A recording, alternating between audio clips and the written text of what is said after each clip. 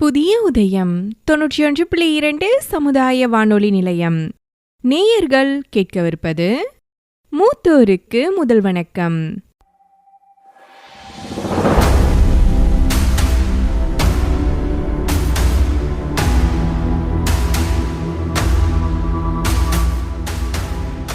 இந்திய அரசின் சமூக நீதி மற்றும் அதிகாரமளித்தல் அமைச்சகம், இந்திய சமுதாய வானொலி கூட்டமைப்பு மற்றும் மாநில சமூக நலத்துறையுடன் இணைந்து நமது புதிய உதயம் 91.2 சமுதாய வானொலியில் ஒளிபரப்பாகும் நிகழ்ச்சிதான் மூத்தோருக்கு முதல் வணக்கம். இதுவரை மூத்தோருக்கு முதல் வணக்கம் நிகழ்ச்சியில் 13 அத்தியாயங்கள் வாயிலாக மூத்த குடிமக்களுக்கான நலத்திட்டங்கள் குறித்து பல பயனுள்ள தகவல்களை தெரிந்து கொண்டு வருகிறோம். அந்த வகையில் இன்று நாம் 14வது அத்தியாயத்தினை கேட்கலாம்.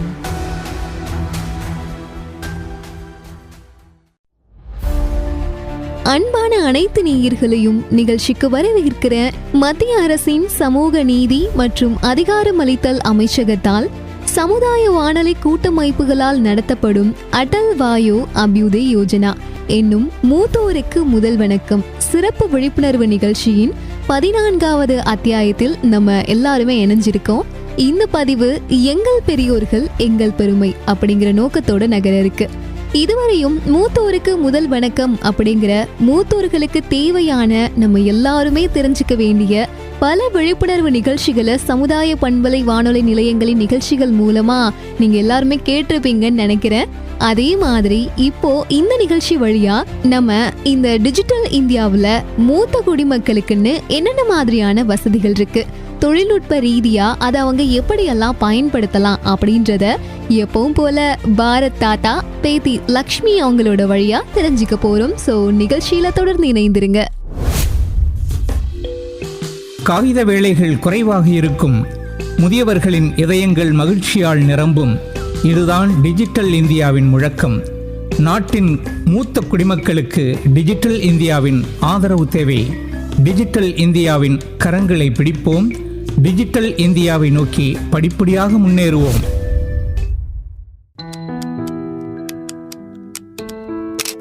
அடடா, நான் இதுல ரொம்ப நல்லாவே தெரியுறேன்.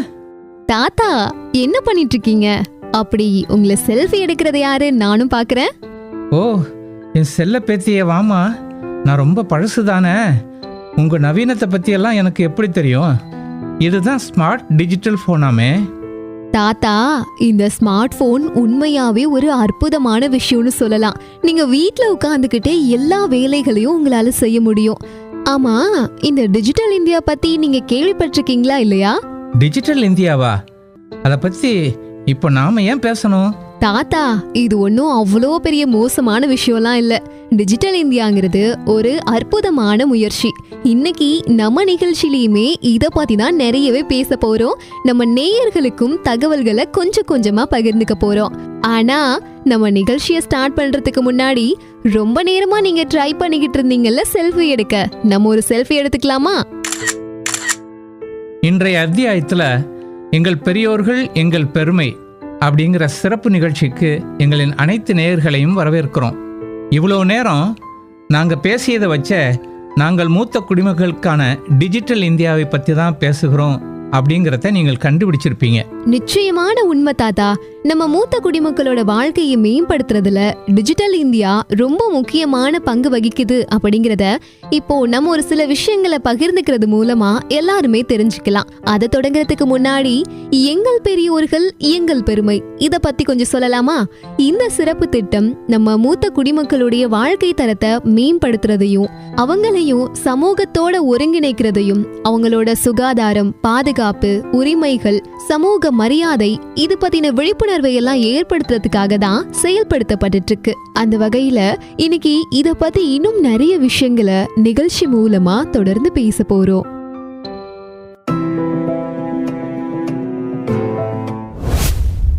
மணி, இங்க வந்து பாருமா. என்னாச்சு தாத்தா? இந்த புத்தகத்துல ரவிச்சந்திரனோட போன் நம்பர் எழுதிருக்கும். அந்த நம்பரை அப்படியே பார்த்து சொல்லுமா. ஏன் தாத்தா, இந்த நம்பரை கூட உங்களால பார்த்து போட முடியாதா? ரமணி, எனக்கு வயசாயிடுச்சுமா. கண்ணு சரியா தெரிய மாட்டேங்குது. அதனால தான் பார்த்து சொல்ல சொன்னேன். அப்போ கண்ணாடி வாங்கி போட்டுக்கலாம்ல தாத்தா? நான் இருக்கிற வரையும் உங்களுக்கு இந்த நம்பர்லாம் பார்த்து சொல்லுவேன். நான் கிளம்பிட்டேன்னா அப்புறம் வேற யாரு சொல்லுவா? அதுக்கெல்லாம் வசதி இருந்தா நான் ஏமா இப்படி இருக்க போறேன்? தாத்தா ஒன்னும் கவலைப்படாதீங்க. கவர்மெண்ட்ல ராஷ்டிரிய வயோஸ்ரீ யோஜனா அப்படின்னு ஒரு நல்ல திட்டம் இருக்கு. இது மூலமா முதியோர்களுக்கான உடல் உதவி சாதனங்களை அப்ளை பண்ணி நம்மளால ஈஸியா வாங்கிக்க முடியும். என்னம்மா சொல்ற? இவ்வளோ நாளா இது தெரியாம போச்சே. ஆமா தாத்தா, உங்கள மாதிரியே நிறைய பேருக்கு முதியோர்களுக்கான நலத்திட்டங்கள் உதவி எண் பத்தியெல்லாம் தெரியவே மாட்டேங்குது.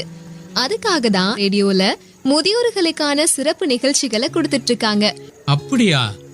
ரொம்ப நல்லதுமா. சரி சரி, நான் இத என் நண்பர்கள் கிட்டையும் பகிர்ந்துக்கிறேன். கண்டிப்பா பகிர்ந்துக்கோங்க தாத்தா. சரி, இப்ப கொடுங்க. ஏதோ நம்பர் போட்டு கேட்டீங்களே. மத்திய அரசின் சமூக நீதி மற்றும் அதிகாரமளித்தல் அமைச்சகத்தால் சமுதாய வானொலி கூட்டமைப்புகளுடன் இணைந்து அட்டல் வாயோ அபியுதய் யோஜனா மூத்தோருக்கு முதல் வணக்கம் சிறப்பு நிகழ்ச்சியின் மூலம் முதியோர்களுக்கான நலத்திட்டங்கள் பற்றி தெரிந்து கொள்ள இணைந்திருங்கள்.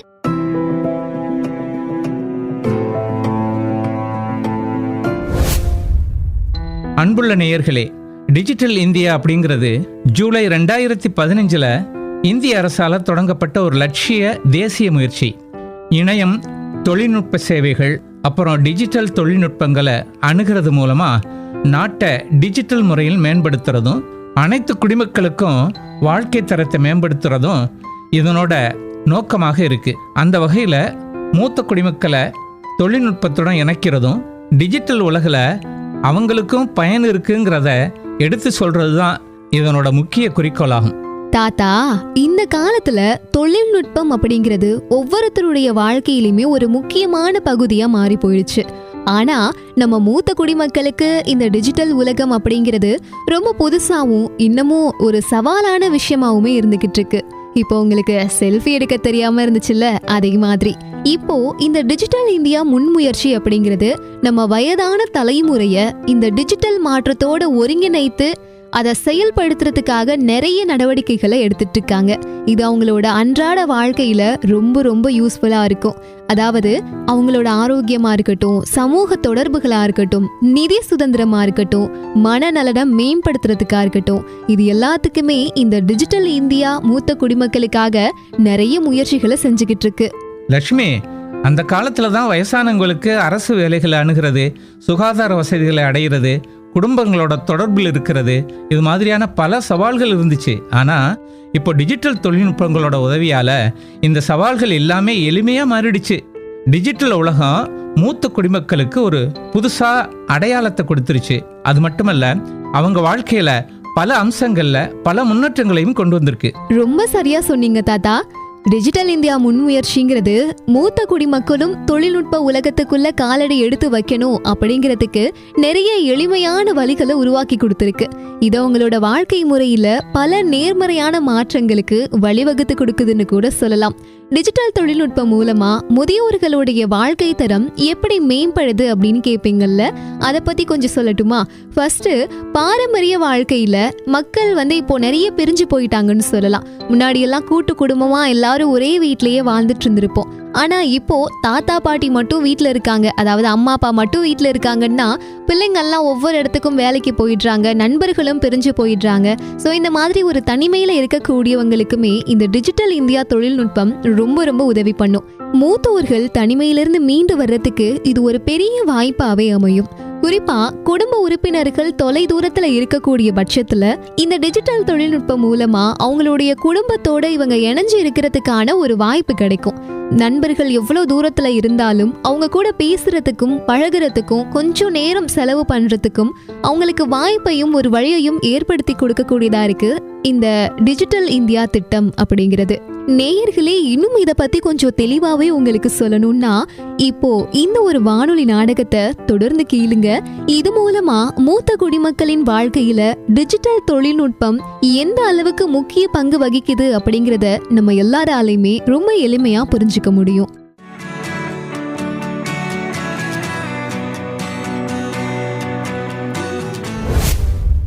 தாத்தா தாத்தா இங்க பாருங்க, இந்த ஆப் மூலமா டாக்டர் கூட ஒரு வீடியோ கால் பண்ண போறேன். நீங்க வீட்ல இருந்துட்டே டாக்டர் கிட்ட பேசலாம். சாட்சி உண்மையாவா? நான் கூட வீட்டை விட்டு வெளில போகாமல டாக்டர்கிட்ட பேசலாமா? நான் கூட ஹாஸ்பிட்டலில் போய் நீண்ட வரிசையில் நிற்கணும்னு காத்துக்கிட்டு இருக்கணும்னு நினச்சேன். அப்படிலாம் ஒன்றும் இல்லை தாத்தா. டிஜிட்டல் இந்தியா எல்லாத்தையுமே ரொம்ப எளிமையா மாத்திருக்கு. இப்போ நீங்க ஒரு ஸ்மார்ட் போன் மூலமா உங்களோட எல்லா தேவைகளையுமே பூர்த்தி பண்ணிக்க முடியும். ஓ, இந்த ஸ்மார்ட் போன் உண்மையில சக்தி வந்ததா? இவ்வளோ பெருமைக்கு வைக்கிறதுமா? என் காலத்துல எல்லாம் இப்படி எதுவும் இல்லை. நாங்கெல்லாம் உடல்நல சரியில்லைன்னா உள்ளூர் வைத்தியில் நேராக போய் சந்திப்போம். இப்போல்லாம் காலம் மாறி போச்சு. நிச்சயமா தாத்தா, எல்லாத்துக்குமே இந்த டிஜிட்டல் இந்தியா தான் காரணம். பாருங்க, இந்த லிங்கை கிளிக் பண்ணீங்கன்னா டைரக்டா டாக்டர் கிட்ட பேசலாம். சாட்சி, இந்த ஸ்மார்ட் போனில் நான் சரியான பொத்தான அழுத்திடுவேனா? கவலைப்படாதீங்க தாத்தா, அப்படிலாம் ஒன்றும் ஆகாது. நீங்க பொறுமையா இருங்க. டாக்டர் இப்போ லிங்க்ல சேர போறாங்க.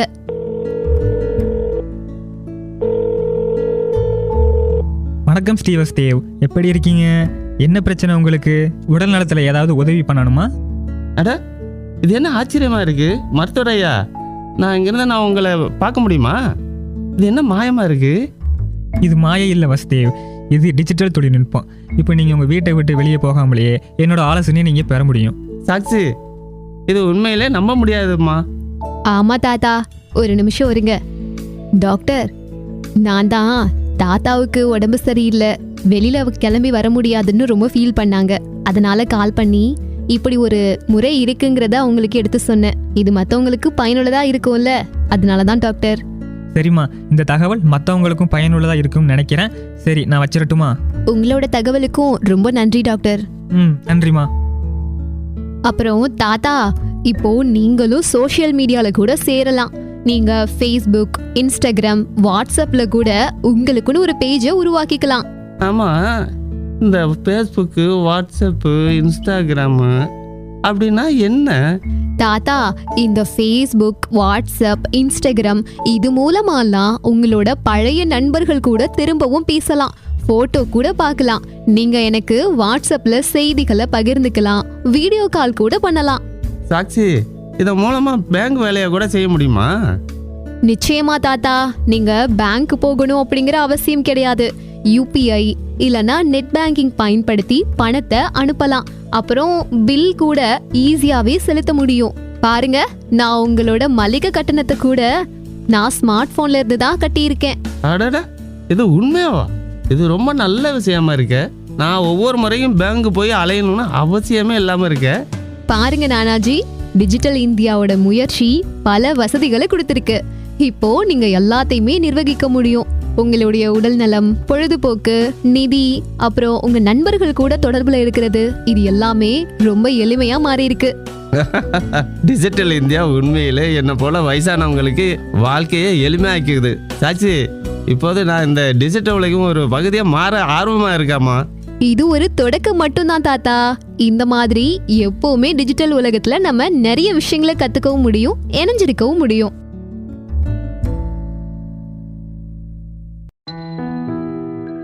பாத்தீங்களா தாத்தா, சாக்ஷியுடைய தாத்தா கூட டிஜிட்டல் மீடியாவில் ஜாயின் பண்ண ரெடியா இருக்காங்க.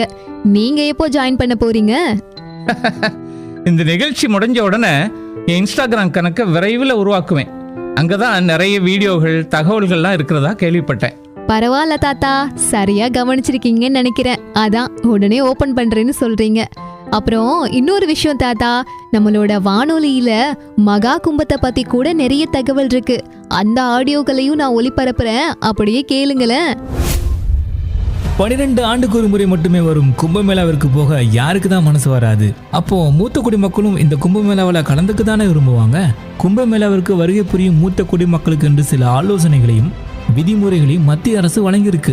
மூத்த குடிமக்களுக்கு என்று கும்பமேளாவில் ஸ்டால் அமைக்கப்பட்டிருக்கும். அந்த ஸ்டாலில் முதியோர்கள் தொடர்பில் இருக்க வேண்டும். முதியோர்கள் அவர்களின் அடையாள அட்டைகளை வைத்திருக்க வேண்டும். யாத்திரை செய்யும் முதியோர்கள் குளிர் மற்றும் வெயில் இருந்து காப்பாற்றிக் கொள்ள குடை, சொட்டர் ஆகியவற்றை பயன்படுத்த வேண்டும். அடிக்கடி தண்ணீர் குடிக்க வேண்டும். மெடிக்கல் ரிப்போர்ட்ஸ் வைத்திருப்பது நல்லது. கூட்டத்தில் சிக்கிக்கொள்ளாமலும் பாதுகாப்பாக இருக்க வேண்டும். வீல் சேர் போன்ற பாதுகாப்பு சாதனங்களை பயன்படுத்தலாம். தொலைபேசியை கையில் வைத்திருக்க வேண்டும். மத்திய அரசின் சார்பாக அனைவருக்கும் மகா கும்பமேளா நல்வாழ்த்துக்கள். லட்சுமி, ஒன்று மட்டும் நிச்சயம், டிஜிட்டல் இந்தியாவால் வயசானவங்களுக்கு வீடியோ அழைப்பு மற்றும் ஃபேஸ்புக்கு, வாட்ஸ்அப்பு, இன்ஸ்டாகிராம் இது மாதிரியான சமூக ஊடகத்தலங்கள் மூலமாக தங்கள் அன்புக்குரியவர்களோட தொடர்ந்து இணைஞ்சிருக்கிறது ரொம்பவும் சுலபமாயிடுச்சு. அவங்களோட குழந்தைகள், பேரக்குழந்தைகள், நண்பர்களோட வீடியோ அழைப்புகளில் பேசலாம். அப்புறம் ஃபோட்டோ, வீடியோ, செய்திகள் மூலமாக சமூக விஷயங்களை பங்கேற்கலாம். சரியா சொன்னீங்க தாத்தா.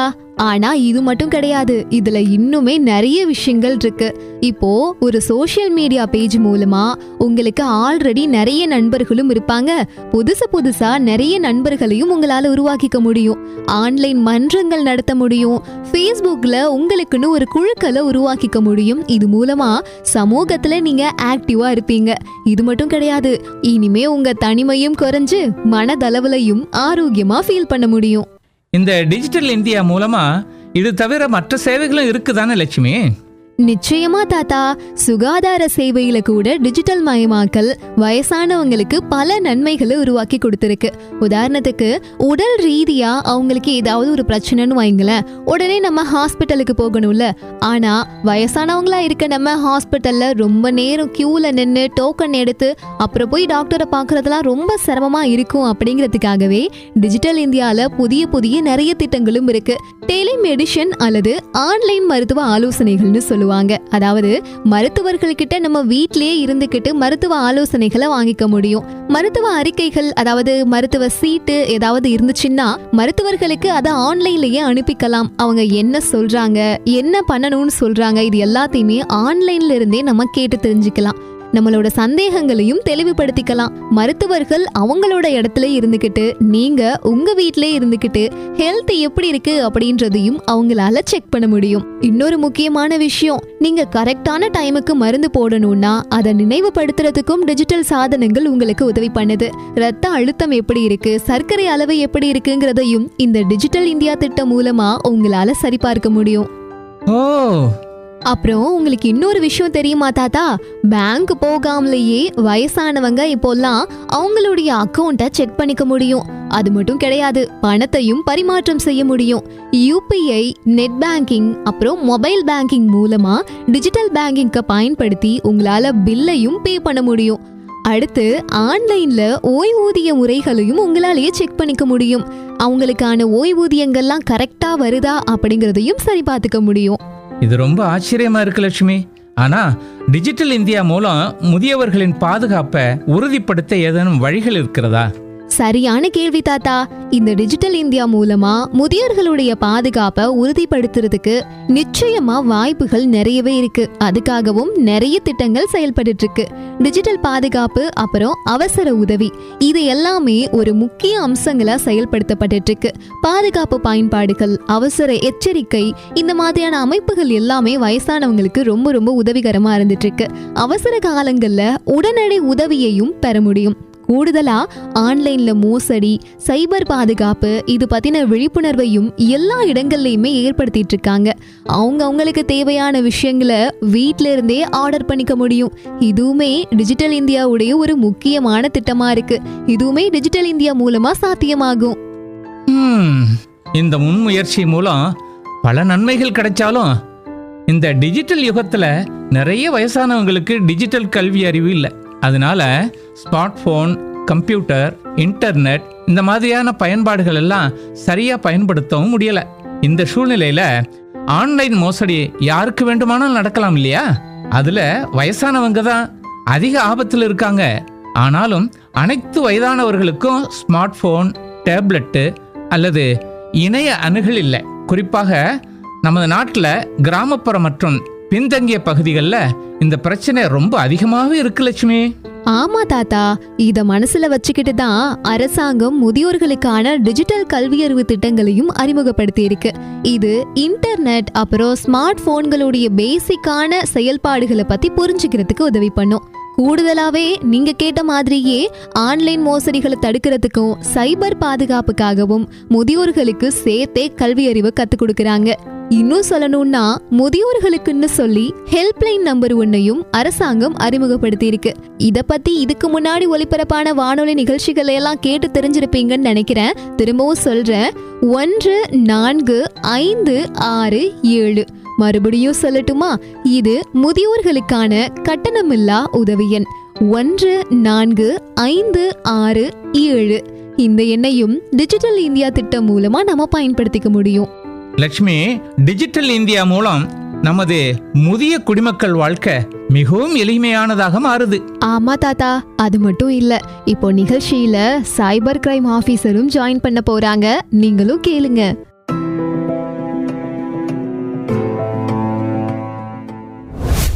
இன்னைக்கு நம்ம நிகழ்ச்சியில ஸ்பெஷலா மூத்த குடிமக்களுக்கான பாதுகாப்பை உறுதி செய்யக்கூடிய வகையில நிகழ்ச்சியில இணைந்திருக்காங்க தேசிய இணையவெளி பாதுகாப்பு மற்றும் ஆராய்ச்சி தலைவர் அசோகன் கணபதி அவர்கள். வாழ்த்துக்கள் சார். உங்களை பத்தி அறிமுகப்படுத்திக்கோங்க. என்னோட பேர் அசோகன் கணபதி. தேசிய இணையவெளி பாதுகாப்பு மற்றும் ஆராய்ச்சி மையத்தின் தலைவராக இருக்கேன். எங்களோட சேவைங்கிறது மக்களுக்கான விழிப்புணர்வு, சைபர் செக்யூரிட்டி சம்பந்தமான விழிப்புணர்வு மற்றும் ஆராய்ச்சி சேவைகளை நாங்கள் செய்துட்டு இருக்கோம். ஓகே சார், இப்போ பொதுவா இந்த சோஷியல் மீடியா கிரைம்னால அதிகமா பாதிக்கப்படக்கூடியவங்களா யார் இருக்காங்க சார்?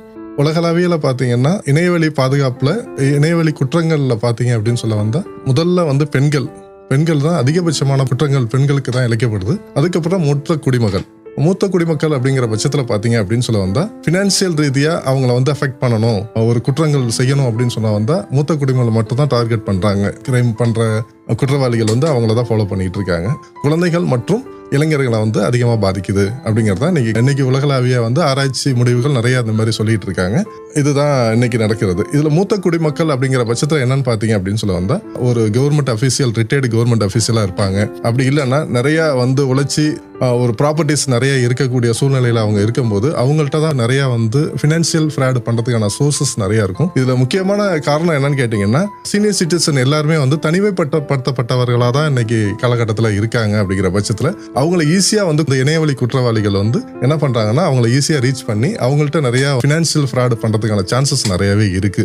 மூத்த குடிமக்கள் எப்போதுமே அவரா இருக்கணும் அப்படிங்கறத தெரியப்படுத்துறேன். இதுக்கு அடுத்தது என்ன மாதிரி குற்றங்கள்லாம் நடக்கும் அப்படின்னு பாத்தீங்க அப்படின்னு சொல்லலாம். ஃபர்ஸ்ட், மூத்த குடிமக்கள் எல்லாரும் என்ன பண்ணுவாங்கன்னா மறதி அப்படிங்கிற ஒரு கான்செப்ட் அவங்கள்ட்ட இருக்கும். வயசாயிடுச்சு, மறதி நமக்கு ஜாஸ்தியா இருக்குங்கிற பட்சத்துல அவங்களோட ATM PIN, email ID, password, code words எல்லாருமே என்ன பண்ணுவாங்கன்னா எல்லாத்தையுமே ஒரு பேப்பர்ல எழுதி எப்போதுமே பாக்கெட்ல வச்சிருப்பாங்க. அந்த பாக்கெட்ல இருக்கிற பேப்பர் மிஸ் ஆயிடுச்சு அப்படின்னு சொல்ல வந்தா டோட்டலா அவங்களோட மொத்த சோர்ஸுக்குமே, இன்கம் சோர்ஸும் சரி, அவங்களோட ப்ராப்பர்ட்டி சோர்ஸஸ் எல்லாத்துக்குமே ப்ராப்ளம் வரதுக்கான சான்சஸ் நிறைய இருக்கு. அதுல குறிப்பா பாத்தீங்க அப்படின்னு சொல்ல வந்தா இந்த ஏடிஎம் பின்னை ஏடிஎம்ல பாத்தீங்கன்னா அவங்களோட பார்வை ஜாஸ்தி கிளியரா இருக்காது. அப்படிங்கிற பட்சத்துல ஏடிஎம்ல பக்கத்துல இருந்தவங்களை வச்சு அந்த பின்கோடை கொடுத்து பணம் எடுத்து கொடுங்க அப்படின்னு சொல்லி ஒரு ஹெல்ப் கேட்கும்போது அதுல மிஸ்யூஸ் நிறைய பண்றாங்க. அதுக்கப்புறம் பாத்தீங்க அப்படின்னு சொல்ல வந்தா இமெயில் ஐடி, அவங்களுக்கு அபிஷியலா சில இமெயில் ஐடி பேங்க்ல இருந்து வர ஸ்டேட்மெண்ட்ஸ் எல்லாம் எடுக்கிறதுக்கோ இல்ல ஆதார் கார்டு டவுன்லோட் பண்றதுக்கோ இந்த மாதிரி எல்லாம் சில நேரங்கள்ல அடுத்த ஒரு பக்கத்துல இருக்கிறவங்களோட ஹெல்ப் தேடும் போது பக்கத்துல உள்ளவங்க நம்பிக்கையானவர்களா இருக்கிறாங்களா அப்படிங்கறத முதல்ல உறுதி செஞ்சுக்கணும். உறுதி செய்யாத பட்சத்துல கண்டிப்பா ஏமாறதுக்கான சான்சஸ் நிறைய இருக்காங்க.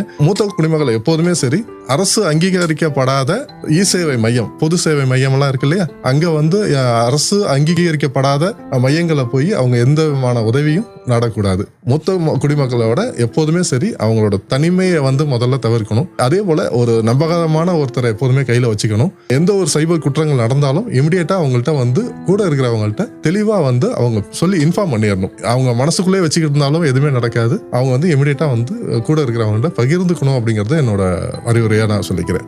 இப்போ சோஷியல் மீடியா கிரைம்னால அதிகமா மூத்த குடிமக்கள் பாதிக்கப்படுறாங்கன்னு சொன்னீங்க இல்லையா, அவங்கள பாதுகாக்கிறதுக்குன்னு சொல்லி ஏதாவது நடவடிக்கைகள் இப்போ செயல்பாட்டுல இருந்துட்டு இருக்கா சார்?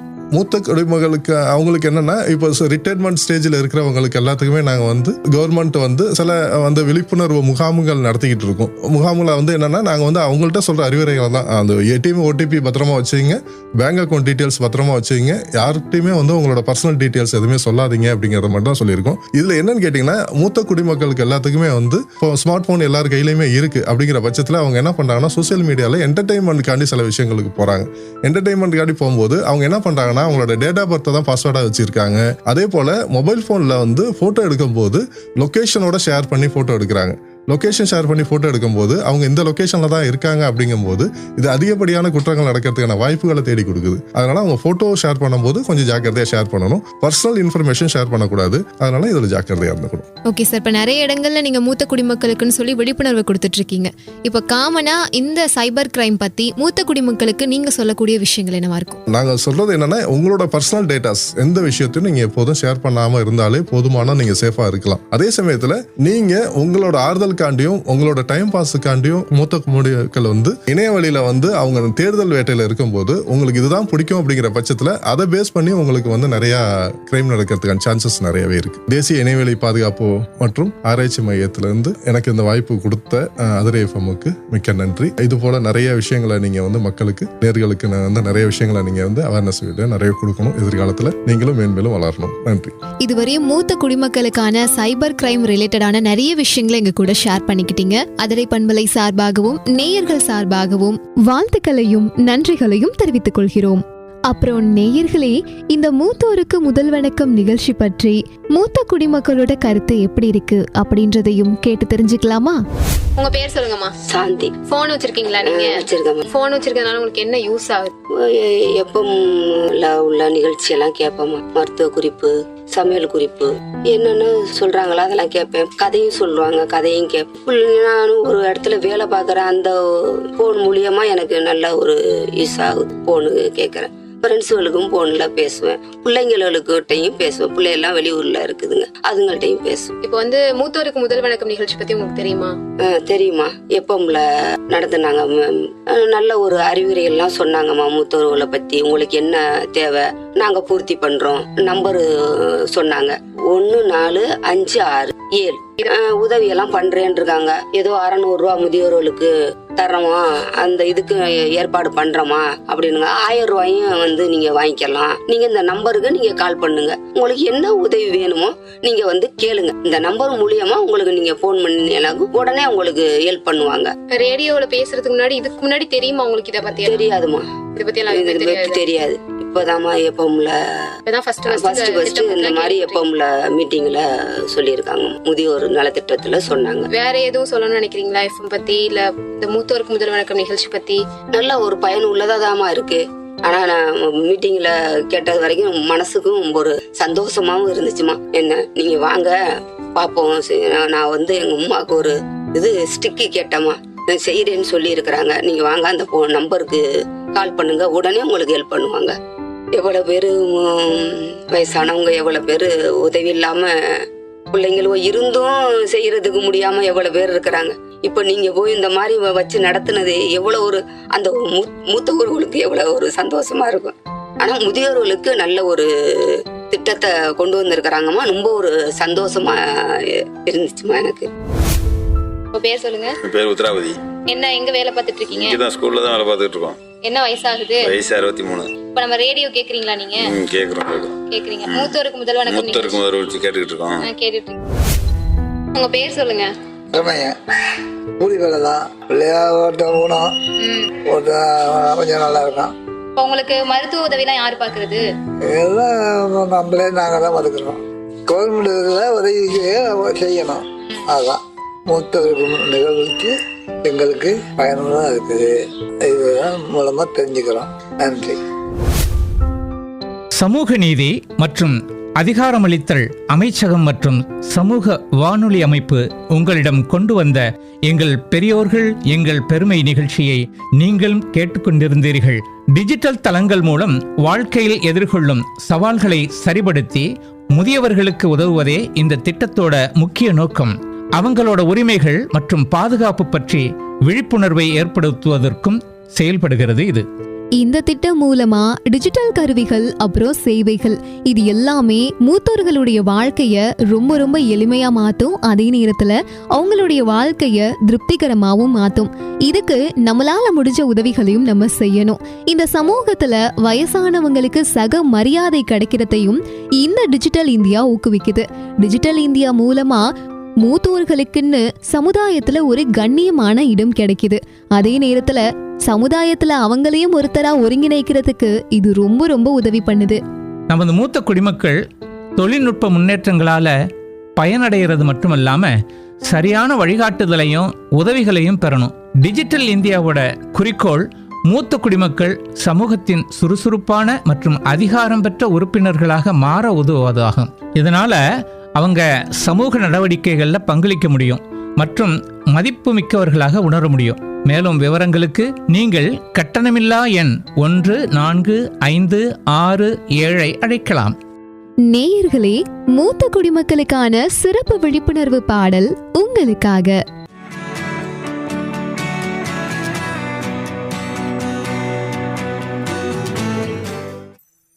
மூத்தோர் சொல்ல மதிச்சு நடந்தா குடும்பம் அழகாக மாறும். அவங்க மனசார வாழ்த்தும் போது வாழ்க்கை செழிப்பாக ஓங்கும்.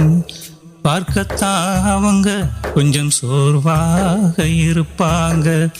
பஞ்சம் பசி பட்டினி எல்லாம் பார்க்காம உழைச்சவங்க மூத்தோர் சொல்ல மதிச்சு நடந்தா குடும்பம் அழகாக மாறும். அவங்க மனசார வாழ்த்தும் போது வாழ்க்கை செழிப்பாக ஓங்கும். பாடுபட்டு சேர்த்த பணம் பங்கு போட்டு கொடுப்பாங்க. பேர பிள்ளைகளை தோளில் போட்டு சுமப்பாங்க.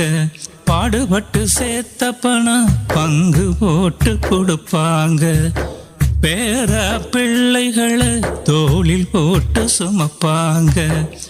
தனக்கு வச்ச பண்டங்களை மறைச்சு வச்சு கொடுப்பாங்க. விடிய விடிய கதைகள் சொல்லி பிள்ளைங்களை வளர்ப்பாங்க. மூத்தோரை பத்திரமா பாதுகாக்க வேணும்மா. தனித்து விட்டு விட்டு தவிக்காமே பார்த்துக்கம்மா. மூத்தோர் சொல்ல மதிச்சு நடந்தா குடும்பம் அழகாக மாறும். அவங்க மனசார வாழ்த்தும் போது வாழ்க்கை செழிப்பாக ஓங்கும். பார்க்கத்தான் அவங்க கொஞ்சம் சோர்வாக இருப்பாங்க. பஞ்சம் பசி பட்டினி எல்லாம் பார்க்காம உழைச்சவங்க மூத்தோர் சொல்ல மதிச்சு நடந்தா குடும்பம் அழகாக மாறும். அவங்க மனசார வாழ்த்தும் போது வாழ்க்கை செழிப்பாக ஓங்கும்.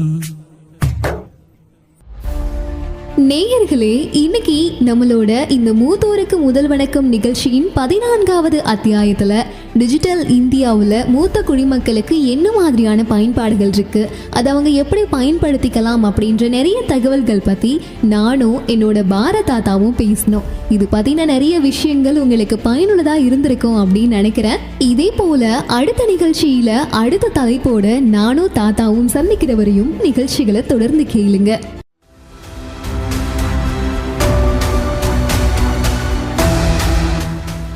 இதுவரை மூத்தோருக்கு முதல் வணக்கம் நிகழ்ச்சியின் 14வது அத்தியாயத்தில் மூத்த குடிமக்களுக்கான நலத்திட்டம் பற்றி பல பயனுள்ள தகவல்களை தெரிந்து கொண்டோம். மேலும் இது போன்ற மூத்த குடிமக்களுக்கான நலத்திட்டங்கள் குறித்து தெரிந்து கொள்ள தவறாமல் கேளுங்கள் மூத்தோருக்கு முதல் வணக்கம். நன்றி நேயர்களே.